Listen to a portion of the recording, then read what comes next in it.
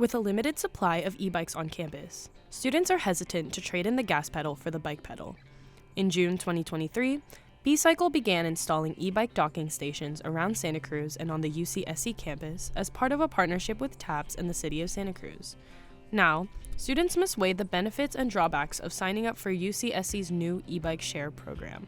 I have mixed opinions on them for sure, but I do think it is really great as someone who doesn't have a car that it's very accessible. So I'm way off campus, across the river, and there's a bunch of stations near my house, so that's really nice. After Jump Bike's residency in Santa Cruz ended in 2020, TAPS jumped at the opportunity to pursue a regional agreement with another bike vendor. I think the options of multiple forms of transportation is really important because of the fact that cost of living is really high. Ways to get around now are pretty expensive. Uber is $30+ per trip. So a big thing with e-bikes that allows an individual to travel from spot to spot at low cost, especially when we have annuals and monthly passes available. Currently, B-Cycle memberships are available to UCSC affiliates for $7 per single ride, $30 per month, or $150 per year. Meanwhile, most e-bikes cost between $800 and $3,000.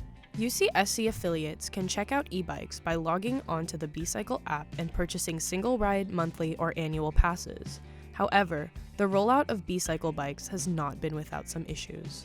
I could not get the bike out, so I wasn't actually able to ride the bike, and I got charged twice, and it took me an hour of trying to get the bike out of the locked station, and then I had to get on the phone with the people and called them about it because I couldn't get it out and I didn't know what to do. One complaint some students have is that there are simply not enough e-bikes to serve UCSC's more than 19,000 students.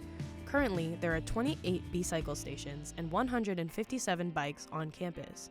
Additionally, B-Cycle has roughly 300 bikes in the city of Santa Cruz. When B-Cycle launched, UCSC had 4,000 available memberships. Within 3 days, they were all sold out. Subsidized memberships. As of now, over 4,100 students hold B-Cycle memberships.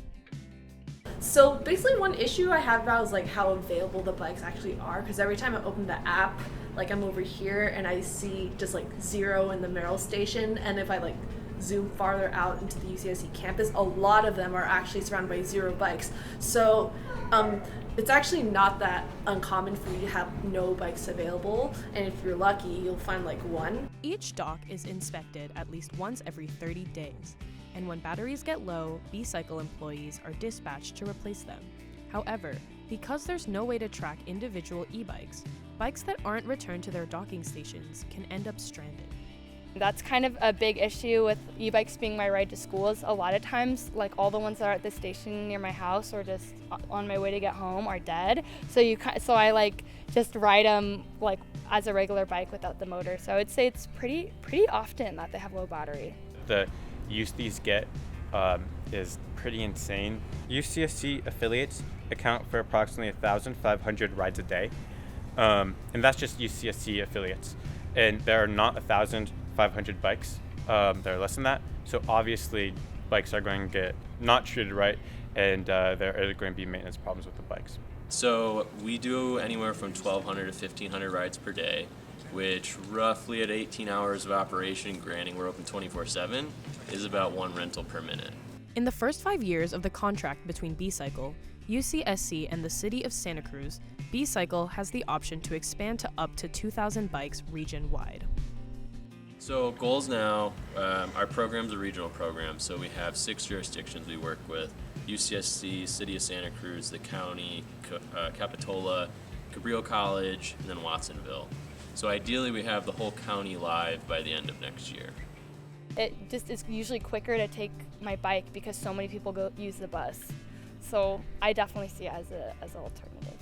And I kind of like that. I like having bikes on campus and having these stations is a shift towards less of a car-centered city than it's a step towards more of a pedestrian-centered, bike-centered city, which is great.